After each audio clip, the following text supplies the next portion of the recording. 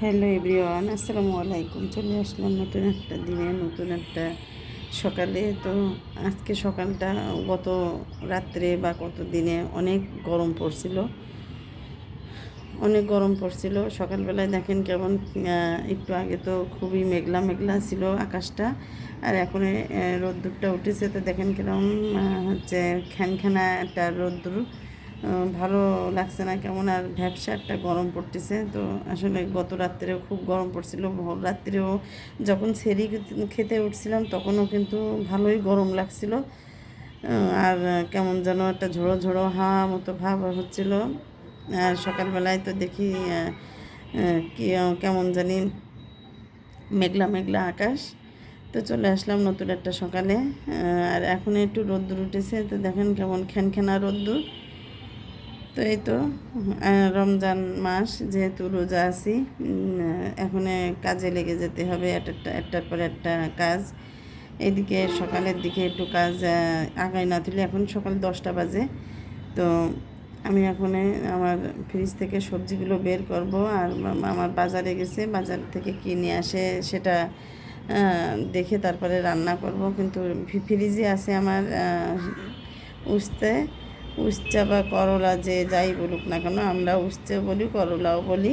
তো সেটা আর কি বের করব। আর একটু লাউ আছে, একটু কাটা লাউ আছে, আগের দিনকে একটু রান্না করছিলাম কেটে। আর হচ্ছে পাতাকপি আছে। তো পাতাকপি আমি রান্না করি না এখন, পাতাকপি তো একটু বেশি দিন হয়ে গেছে, বয়স হয়ে গেছে, এই জন্য পাতাকপিটা কুচায় অল্প অল্প করে একটু পেঁয়াজের ভিতরে দিই। তো ফ্রিজের ভিতরে আছে এই যে উস্তে, আর উস্তেটা বের করলাম। তো এগুলো আছে, তো দেখি ভাজি করি কি রান্না করি দেখবো মাছ দিয়ে। আর আছে সিমটাও বের করছি, তো একটু সিম আছে। আর ওই পাশে রান্নাঘরে আছে হচ্ছে পাতাকপি বললাম, আর একটু লাউ আছে। তো উস্তেটা রান্না করতেই হবে আজকে। মাছ দিয়ে রান্না করবো কি ভাজি করব সেটা আর কি পরে দেখাবো কি করলাম। তো এই তো সারাদিন একটু একটু করে ভিডিও নেব আর আপনাদের সাথে একটু শেয়ার করব। তো সাথে থাকবেন আমার। বাজার করে নিয়ে চলে আসছে, দেখেন বাজারের থেকে নিয়ে আসছে পালং শাক, এই পলিথিনে রয়েছে। আর এখানে ফুলকপি নিয়ে আসছে। এখন কি ফুলকপি ভালো লাগে আপনারাই বলেন। আর এই যে পাতাকপি, পাতাকপি 3টে রয়েছে অলরেডি, তারপরেও নিয়ে আসছে। এটি একটু ওই পেঁয়াজের মধ্যে দিই। এখানে নিয়ে আসছে ধনিয়া পাতা, এই যে এখানে পেঁয়াজ নিয়ে আসছে, মিষ্টি কুমড়া নিয়ে আসছে, উচ্ছে নিয়ে আসছে।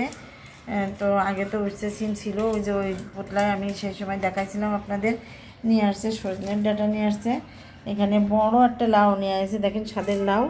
স্বাদের লাউটা অনেক বড়। তো জানি না এটা কচি হবে কি পাকা হবে। আর এই যে এখানে চিচিঙ্গা নিয়ে আসছে দুইটাই মনে হয় 1 কেজি হবে না কতটুকু হবে জানি। আর মাছ নিয়ে আসছে, সেটা ফ্রিজের ভিতর রয়েছে। আরও তরকারি নিয়ে আসছে, সেটা ইয়েতে নিয়ে গেছে। দেখেন চিচিঙ্গা নিয়ে আছে, এটাও বেশ মোটাসোটা, জানি না ফেলাই দিতে হবে কিনা, কচি না। আর ফ্রিজের ওখানে নিয়ে গেছে, এটা দেখাচ্ছি আপনাদের সাথে। এখানে যে ফ্রিজের কাছে নিয়ে আসছি টমেটো নিয়ে আসছে, তারপরে এই শসা নিয়ে আসে।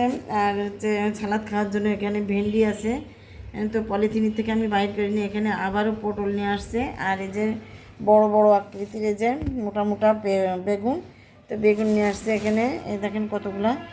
তো এই তো নিয়ে আসছে সবজির ভিতরে। আর মাছ নিয়ে আসছে, তো মাছটা আমি দেখাবো আর কি। মাছটা ফ্রিজে রেখে দিয়েছি, ডিপ ফ্রিজে, কারণ সবজিটা কুটা হয়ে গেলে তারপরে মাছটা দেখাবো। কারণ মাছটা নষ্ট হয়ে যাবে না, আসলে গরম পড়তেছে অত্যাধিক এখনে। তো মাছটা নষ্ট হয়ে যাবে না। যখন মাছ আমি ফ্রিজ থেকে বের করি, মাছ বাজার থেকে নিয়ে আসার সাথে সাথে মাছটা ফ্রিজে উঠায় রাখেছি আমি ভিডিও করার আগে। এখন আর ইচ্ছা করছে না, অন্য কাজে কিচেনটা একটু পরিষ্কার করব। তো পরিষ্কার করার পরে তারপরে মাছটা যখন আবার ফ্রিজ থেকে বের করব, যখন কুটা কাটা করবো, তখন আর কি মাছটা ভিডিও করব।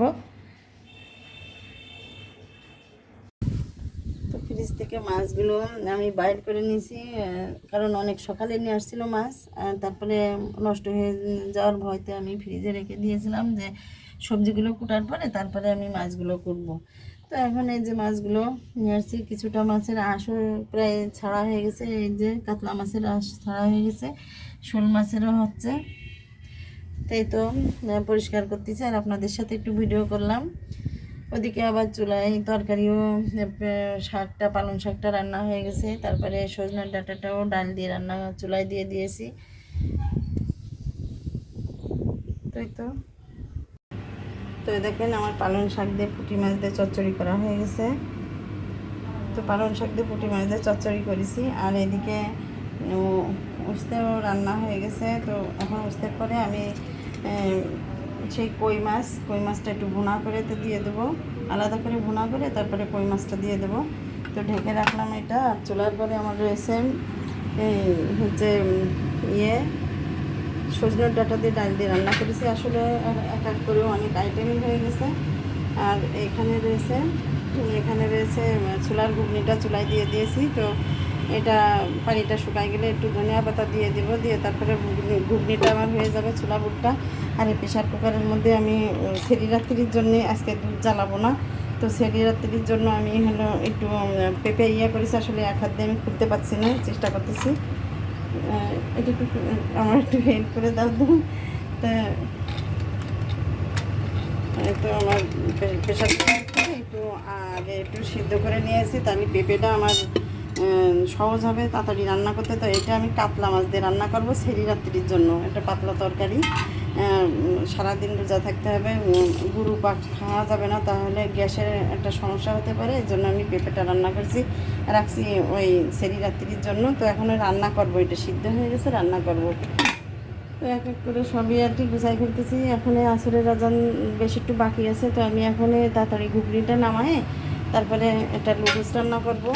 তো নুডলস রান্না করবো করে তারপরে ভাজা পোড়াটা শুরু করবো আর মাছটা ভুনা করবো। তো মাছ আমার কাটাও হয়ে গেছে, তো আমার দিয়ে গেছে মাছ কেটে।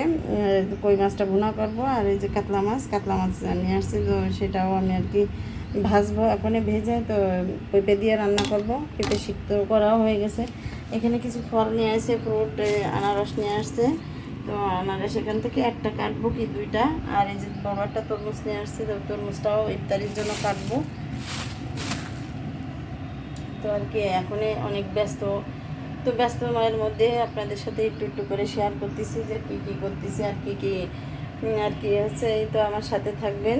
ইফতারি এখনই ভাজা পোড়া করতে হবে, একটু অল্প অল্প করে রান্না করে। ভাই অনেক কাজ এখন।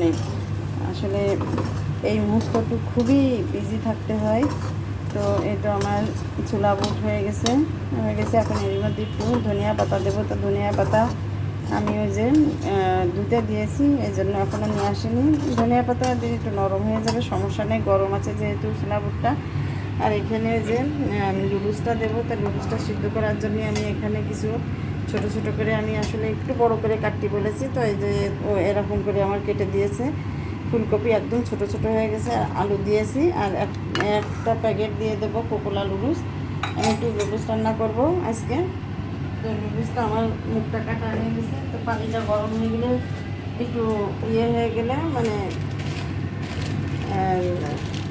সবজিটা একটু পানিটা উঠলে গেলে আমি নুডলসটা ঢেলে দেবো।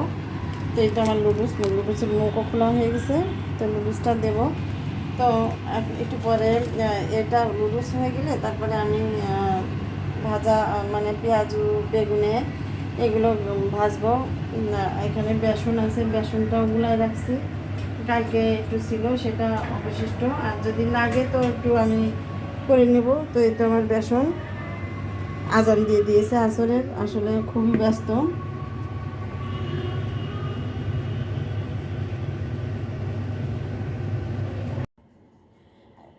তো সন্ধ্যার সময়টায় ইফতারি করে তারপরে নামাজ কালাম পড়ে এখন একটু ফল খাবো। তো ফল কেটে রেখেছিলাম।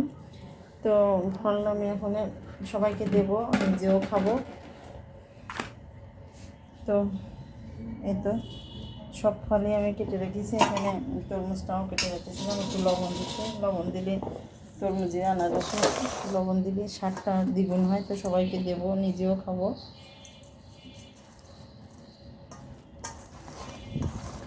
নামাজ কালাম পড়া হয়ে গেছে। আমাদের ফলটা সেই সময় খাই না, ইফতারি করার সময় ইফতারি করে নামাজ কালাম পড়ে এসে তারপরে ফলটা খাই। তো সারাদিন তো আলহামদুলিল্লাহ আমার ফল আমার খাওয়া হয়ে গেছে। আর এটা আমার হাজব্যান্ডের, উনি বাথরুমে গেছে হাত মুখ ধুতে, তারাবির নামাজ পড়তে যাবে। তো এই ছিল। আর এখন তারাবির নামাজ পড়তে হবে। তো সবাই ভালো থাকবেন, সুস্থ থাকবেন। এই পর্যন্ত আমার ব্লগটা। যদি আমার ব্লগটা ভালো লেগে থাকে, আমার ভিডিওগুলো যদি ভালো লেগে থাকে, তাহলে আমাকে লাইক, কমেন্ট আর সাবস্ক্রাইব করে আমাকে সামনের দিকে এগিয়ে যাওয়ার জন্য একটু উৎসাহিত করবেন। তো এই ছিল আমার আজকের ব্লগ। আল্লাহ হাফেজ।